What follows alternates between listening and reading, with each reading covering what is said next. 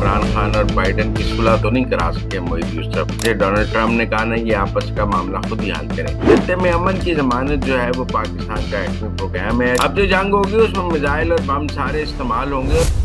सियासी मैदान की हर बड़ी खबर से आगाह रहने के लिए हमारे चैनल आजाद सियासत को सब्सक्राइब करें और बेल आइकन को प्रेस करें।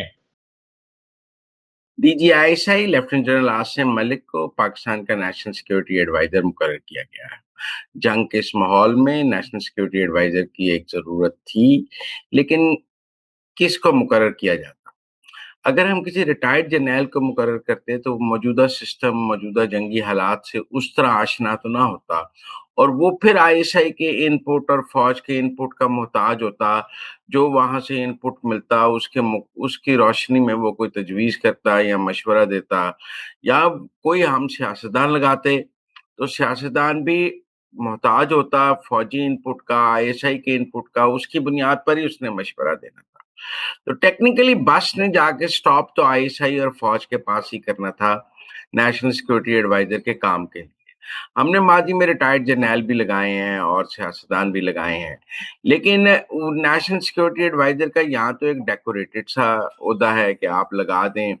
तो वैसे मोईद यूसुफ को लगा दिया था, तो मोईद यूसुफ का क्या काम था?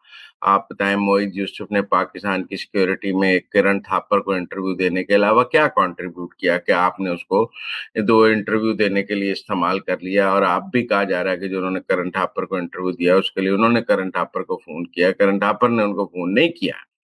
तो मोईद यूसुफ की क्या कंट्रीब्यूशन थी? हालांकि कहा जा रहा था कि जी उनके बड़े अमेरिकन कनेक्शंस हैं, वो जाके अमेरिका बैठे भी रहे तो को इमरान खान और बाइडेन की सुलह तो नहीं करा सके मोईद यूसुफ। ना वो टेलीफोन कॉल करा सके, ना कोई ब्रेक थ्रू करा सके, तो तजर्बा नाकाम रहा।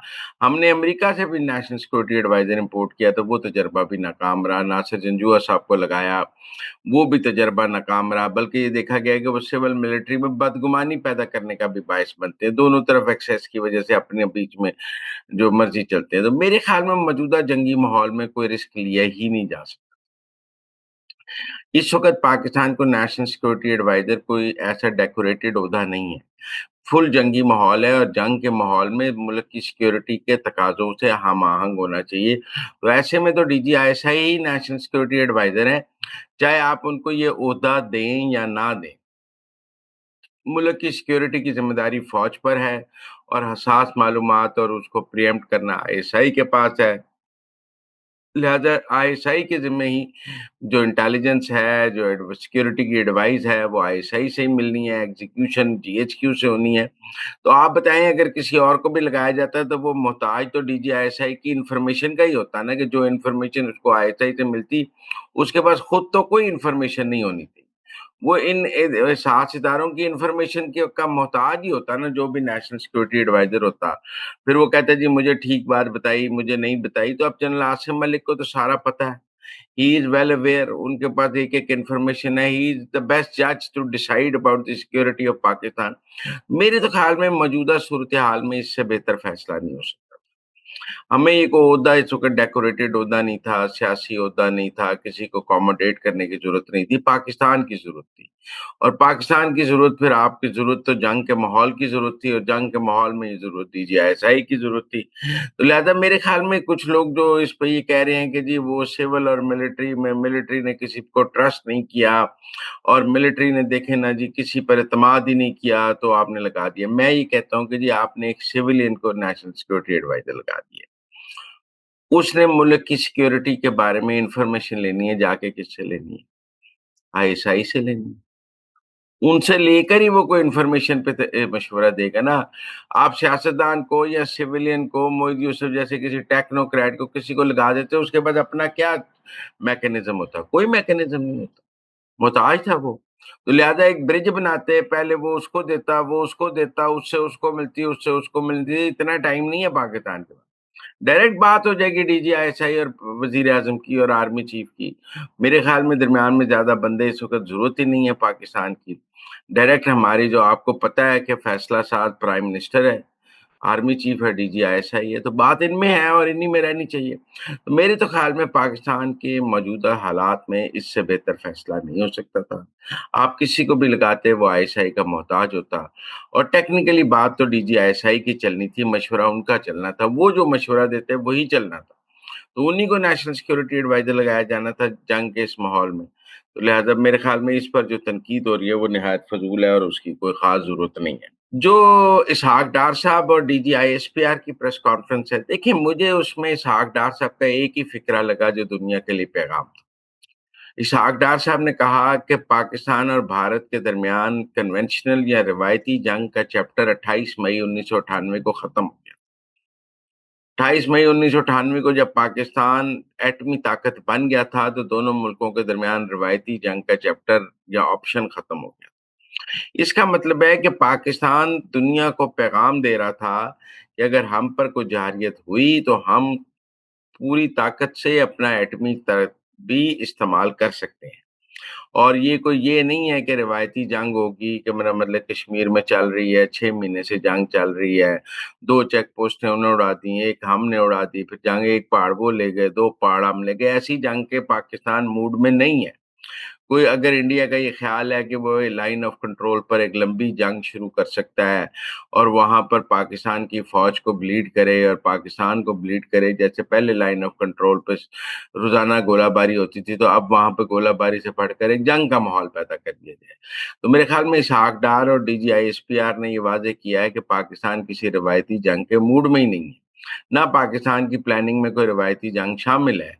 अब जो जंग होगी उसमें मिसाइल और बम सारे इस्तेमाल होंगे और फुल पर जो हमारा रिस्पांस है वो हम कोई महदूद रिस्पांस नहीं देंगे।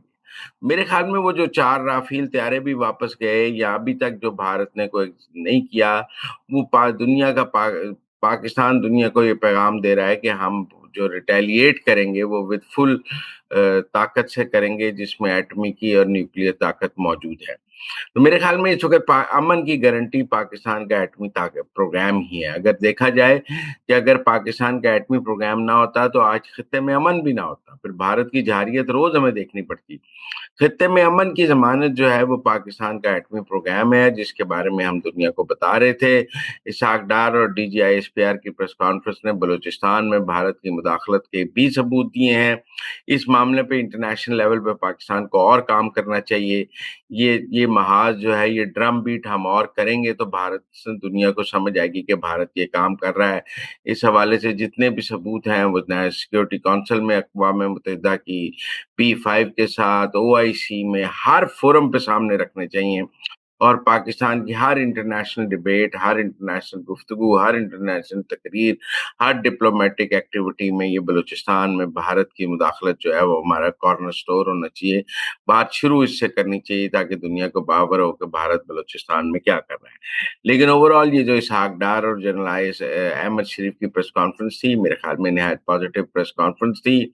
उसमें जहां हमने पहलगाम के लूप होल्स भी वाजे किए हैं, जो कि अब सबको पता है, FIR कितनी जल्दी हुई, कैसे रॉ के अकाउंट्स एक्टिव हुए, सब कुछ हुआ, ये सबको पता है।